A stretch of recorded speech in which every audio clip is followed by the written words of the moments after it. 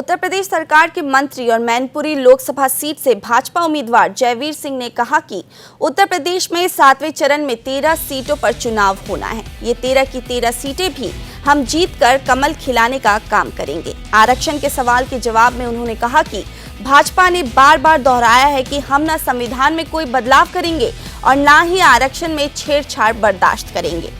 साथ ही उन्होंने कांग्रेस पर धर्म के आधार पर आरक्षण देने का आरोप लगाया। उन्होंने दावा किया कि देश को अगर कोई विकास के रास्ते पर आगे ले जा सकता है तो वहां भाजपा है। लक्ष्य प्राप्ति की ओर बढ़ रही है। हालांकि पूर्ण बहुमत तो हम लोग 5वें चरण में ही प्राप्त कर चुके हैं और जो 400 पार का लक्ष्य है उसकी ओर हम लोग अग्रसर हो रहे हैं और 7वें चरण में निश्चित रूप से अपने लक्ष्य को हासिल करेंगे, ऐसा हमें भरोसा है।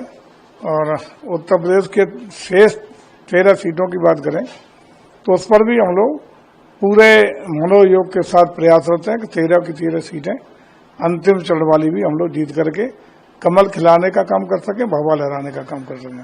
सर, इंडिया गठबंधन के दल चाहे वो 200 सीटें भी नहीं पूरी कर पाएगी। उनका आरोप है कि बीजेपी आएगी अगर तो आरक्षण भी खत्म कर देगी।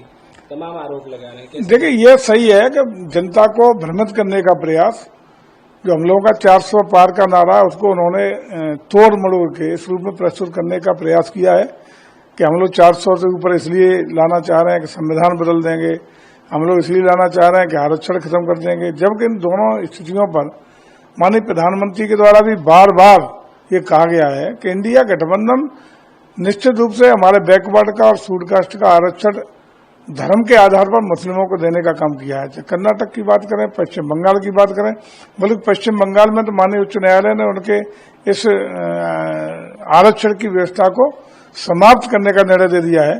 उससे साफ जाहिर है कि इनकी वो चोरी भी जिससे ये पिछड़ों का, दबे कुचलों का आरक्षण